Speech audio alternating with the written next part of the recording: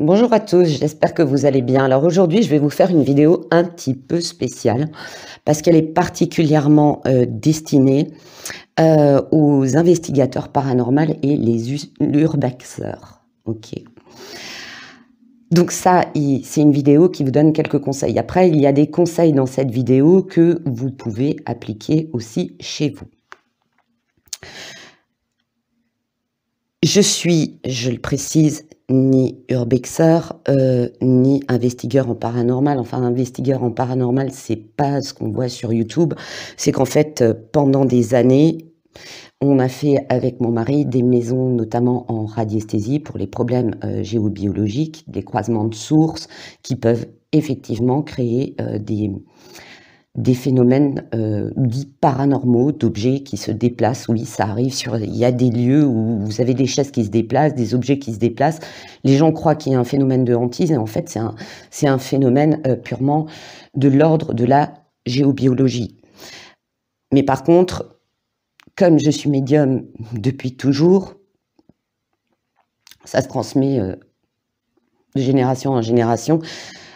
Et les gens me racontaient des choses où je me disais non, ça c'est pas du domaine de la géobiologie, c'est autre chose. Du coup, je me suis retrouvée aussi à, je peux pas dire à enquêter, à agir pour nettoyer, on va dire nettoyer les maisons. Je précise que je l'ai fait entièrement à titre gratuit pour des personnes que je connais. Que les choses soient bien claires, ne me contactez pas en disant oui, est-ce que tu peux venir voir ma maison? Non, je ne suis pas la seule à faire ça, il y en a qui le font. Donc, vous contactez si vous avez un doute, un géobiologue ou un médium, mais quelqu'un qui est capable de nettoyer votre habitation. Cette vidéo, je la fais pour vous protéger, alors c'est pas pour vous faire peur, on est bien d'accord. Je suis là pour vous donner juste quelques conseils avec des procédés simples et cette liste évidemment n'est pas exhaustive. J'ai essayé de faire au plus simple parce que je sais que les gens qui font des enquêtes, qui les publient sur YouTube, ils ont déjà un investissement qui est énorme au niveau du matériel, que ce matériel il n'est pas donné, ils ont les déplacements en voiture, l'essence et j'en passe et des meilleurs. Mais il est navrant de voir que bon nombre de personnes ignorent que dans les plans parallèles, ce qu'on appelle les mondes invisibles, notamment dans le plan astral, il y a des esprits invisibles, des énergies involutives qui sont souvent liées au lieu, voire des entités malveillantes. Je vous rassure, c'est rare de tomber sur vraiment quelque chose de malveillant, ou des entités qui ne vont pas apprécier que vous veniez sur les lieux, parce qu'elles vont les considérer comme leur propriété. Il y a des âmes qui ne veulent pas quitter les lieux. Et l'histoire en est remplie, parce qu'elles considèrent ça comme leur territoire. Donc, ce qui arrive le plus souvent, c'est que elles vont essayer, ces âmes-là, de s'accrocher à vous et de se nourrir de votre énergie. Soit temporairement, soit plus longuement. Il serait aussi de bons conseils de vous dire que si vous êtes dans le domaine du paranormal, de ne jamais provoquer les esprits. Ça, je l'ai vu dans des séries sur le paranormal, des gens qui provoquent les esprits. Ne jouez pas à ça, vous ne savez pas à quoi vous avez affaire. Ayez du respect, il n'est pas ridicule de leur parler après tout. La plupart ont été des humains comme vous et moi autrefois. Il n'est pas ridicule de dire bonjour, je suis un tel, je viens juste visiter, je viens juste regarder. Alors, il y en a qui vont sourire, mais je vous assure que ça n'a rien de ridicule. Il est judicieux aussi de vous renseigner auparavant. Je vous conseille de redoubler de prudence sur des sites qui ont connu des drames, qui ont connu des massacres, des suicides, des pratiques occultes néfastes. À ce sujet, si vous découvrez un site avec des résidus de pratiques occultes, fuyez. Ne restez pas à cet endroit.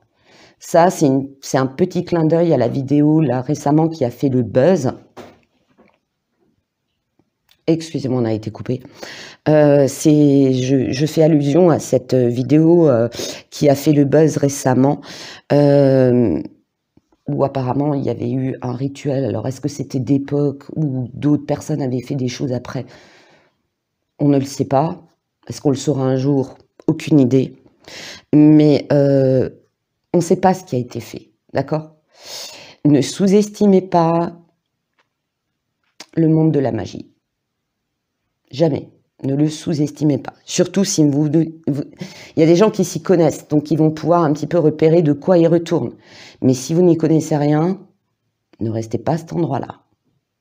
Et surtout, ne touchez à rien. Ne prenez rien. N'emmenez rien.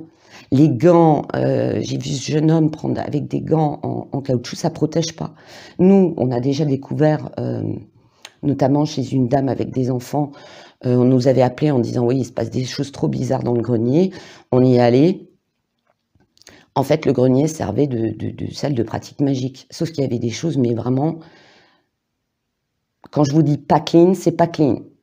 Nous, on prenait les objets avec des pinces et on les a neutralisés. Et ça s'est calmé. Après, on a nettoyé le reste de la maison. Et vous me connaissez, je suis quelqu'un d'honnête. Si vraiment, un jour, je tombais, bon, on est déjà tombé 2 fois sur des trucs dark, mais vraiment très très lourd, au stade où je me dis, ça, c'est pas de mon niveau, je gère pas. Première chose, c'est allô, un prêtre exorciste. Je vous le dis tout de suite. Moi, je suis pas là pour faire du sensationnel ou vous raconter des histoires. On est bien d'accord. Mais, de grâce, ne prenez rien en général, ne prenez pas d'objets. Il y a des objets qui sont liés à des esprits, on le voit dans certains films, c'est réel. Des objets qui sont chargés, des pierres, des bagues. Il y a notamment des pierres précieuses, et c'est pas des légendes, qui absorbent l'énergie de son porteur et ça continue à se transmettre. Je plaisante pas avec ça. Moi, tu peux me faire rentrer dans un lieu où il y a je sais pas, des trésors, des bijoux, des diamants, mais l'histoire, elle est dark autour. Mais non, j'y touche pas et je la prendrai pas pour la revendre. Hein. J'ai pas envie que quelqu'un d'autre ait la poisse. Même sans magie, donc faites attention, il peut y avoir des charges. Plus particulièrement, donc, les bijoux, les vêtements aussi, si vous trouvez des vêtements qui ont vraiment servi, vous trouvez des vêtements avec des signes ésotériques, n'y touchez pas. Mais aussi les poupées, faites attention aux poupées. Faites attention à certains bibelots. Surtout s'ils sont dans une salle où clairement, il y a tout pour la magie. Il y a tout en matière d'ésotérisme. Ne faites pas de bêtises. Je sais que certains sont tentés de ramener des sortes de trophées. On part à la chasse aux fantômes, on ramène des trophées. Ne ramenez pas des choses. Ne dégradez pas non plus les lieux. Letty m'avait dit dans une des vidéos, et on en avait parlé après, qu'il y avait des gens qui s'amusaient à détériorer des sites urbex ou paranormal pour qu'ensuite les gens ils aient plus rien à filmer, à visiter de concret. Ne faites pas ça.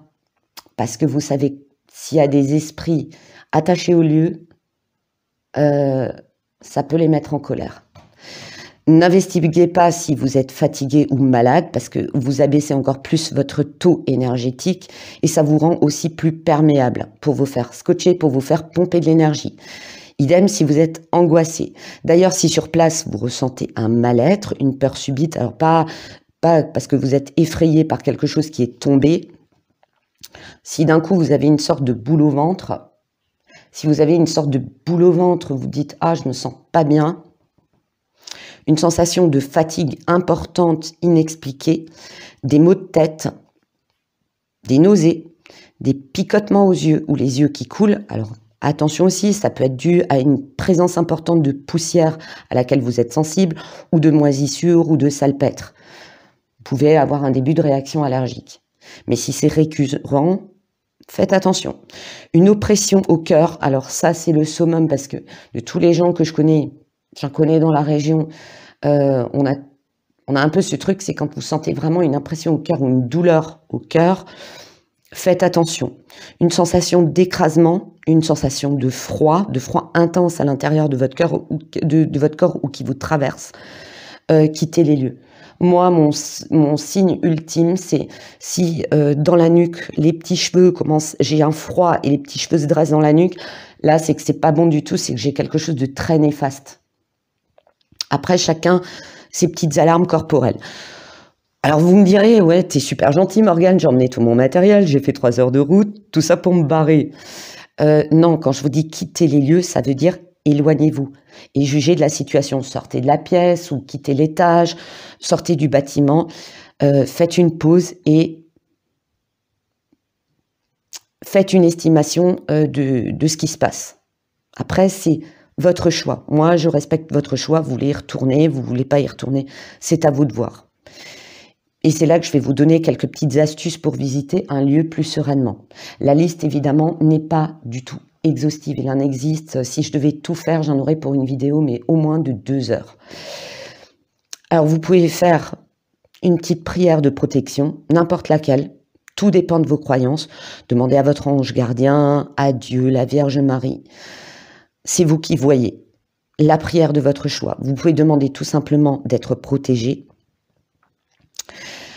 Même si vous pensez que, même si vous êtes athée, moi, personnellement, pour moi, on a tous un protecteur.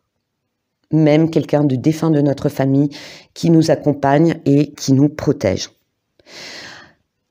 D'ailleurs, je vous conseille de porter des protections sur vous. Parmi elles, les symboles religieux. Ça protège. Il y a en particulier, alors moi je l'utilise tout le temps, c'est la médaille de Saint-Benoît qui bénit. Alors il y a des gens qui vont me dire, j'ai une médaille de Saint-Benoît, alors vous la voyez, elle est ici. La médaille de Saint-Benoît, si elle n'est pas bénie, c'est pas grave. Vous allez voir un religieux, un prêtre, un curé, et vous demandez à ce qu'il vous la bénisse. Il ne refuse jamais de vous le faire. Et ça prend pas beaucoup de temps, croyez-moi. Ils ont l'habitude de le faire et ils le font volontiers.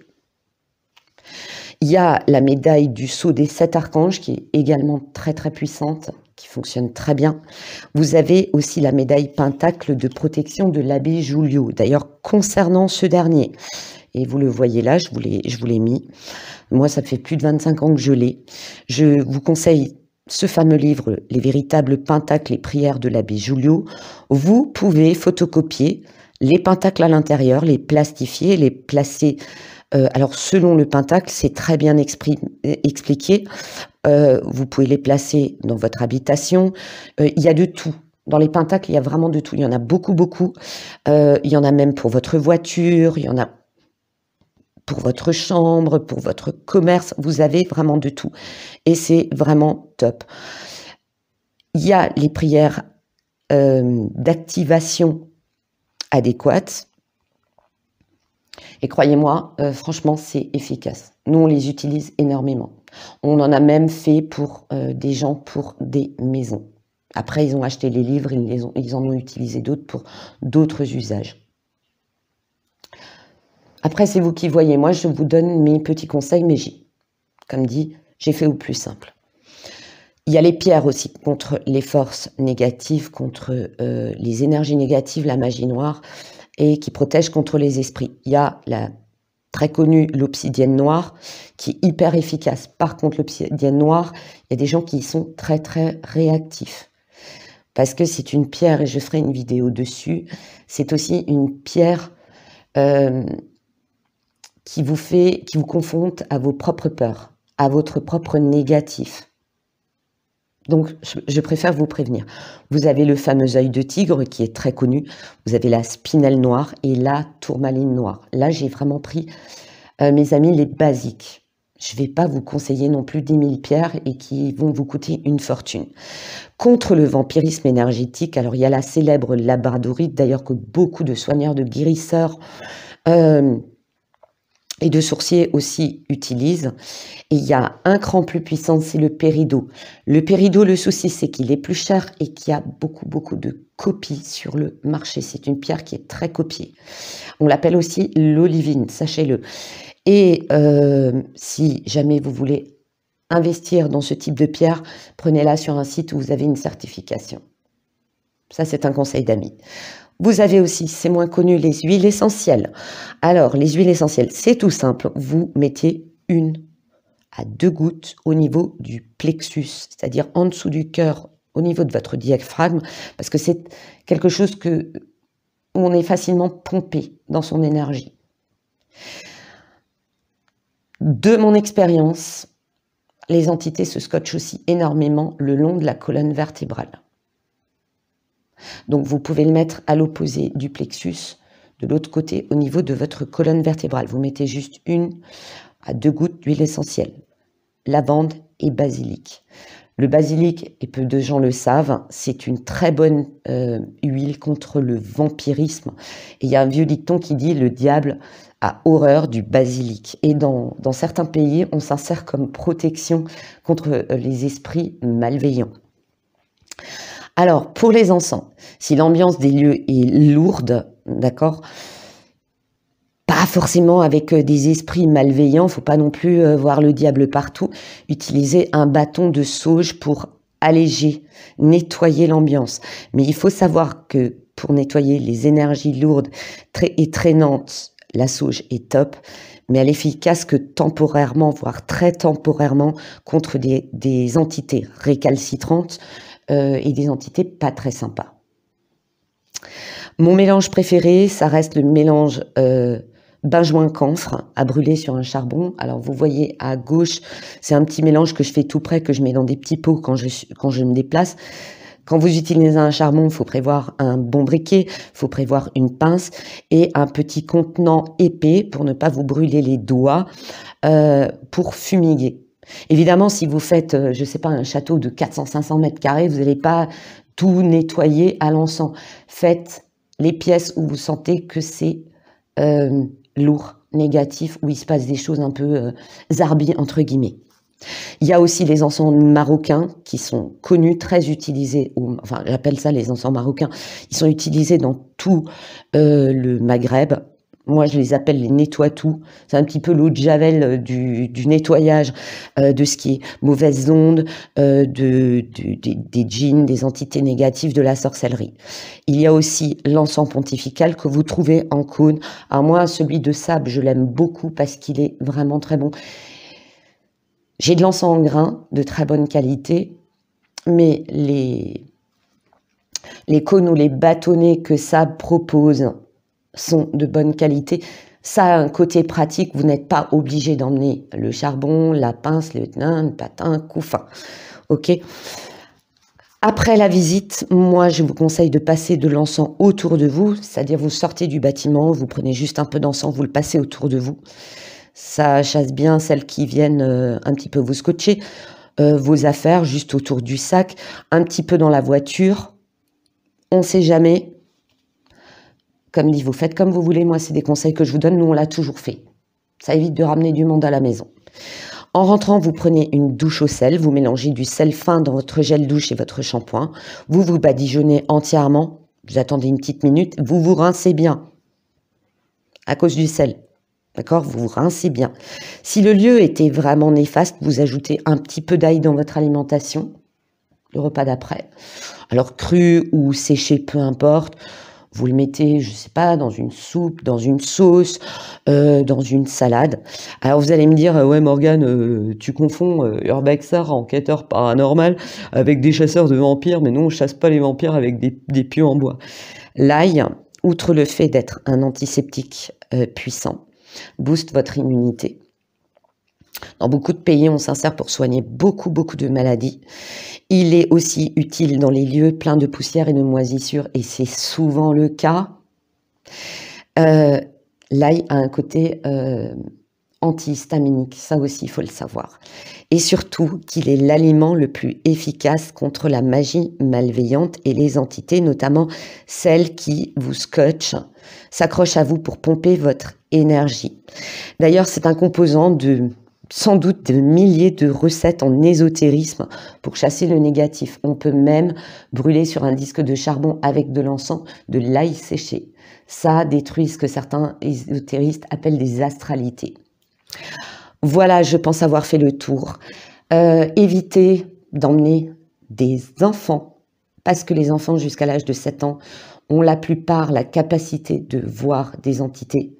Non, un enfant, ne l'emmène pas pour dire: «Ah bah tiens, il est petit, je vais l'emmener, il va me dire ce qu'il va voir». De grâce, ne faites pas ça.